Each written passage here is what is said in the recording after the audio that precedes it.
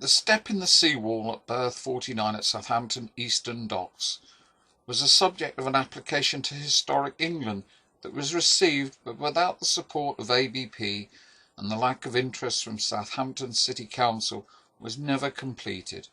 And unless you are an expert in cross-channel rail ferries, particularly around the time of World War II, you might wonder what all the fuss was about. But the two cross-channel rail ferries TF1 and TF3, TF2 sunk beforehand, that occupied this berth were instrumental in helping to restock the French railway system.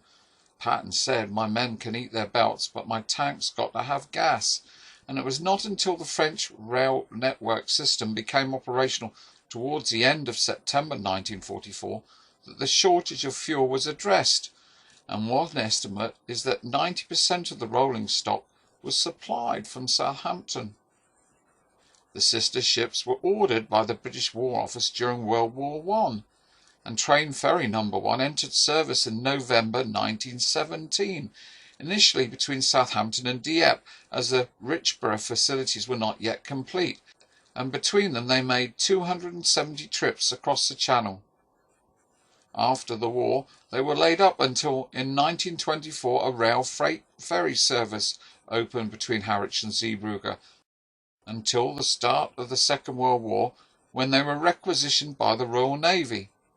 However, TF2 was soon lost when it was beached on the Normandy coast, whilst TF1 and TF3 continued with the evacuation of the Channel Islands. In June 1940, the two ships were purchased by the Admiralty and converted into landing ships with a stern slipway, so-called Landing Ship Stern Chute LSS, in April 1941, in honour of the two Mersey ferries that led the Zeebrugge raid. On April the 23rd, 1918, they were commissioned HMS Iris and HMS Daffodil. Daffodil, ex-TF3, initially served as a barrage balloon ship, and Iris, ex-TF1, used to transport landing craft. From October 1941, both were used to transport landing craft, and TF1 renamed Princess Iris in September 1942. In May 1944, Daffodil was fitted with a stern ramp to allow unloading of locomotives and wagons, and was used to supply Cherbourg, and from September made a regular shuttle service to Dieppe, but on March 17, 1945, hit a mine off Dieppe and was lost.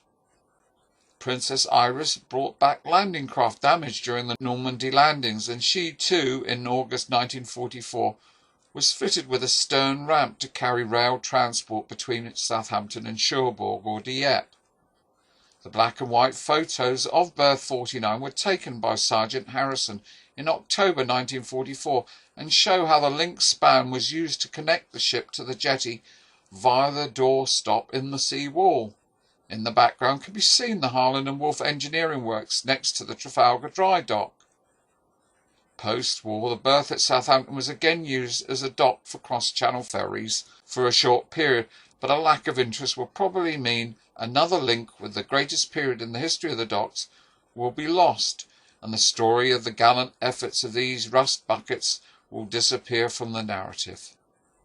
Princess Iris was retired from the Royal Navy in May 1946 and renamed Essex Ferry, and operated as a rail ferry between Harwich and Zeebrugge 3 times a week.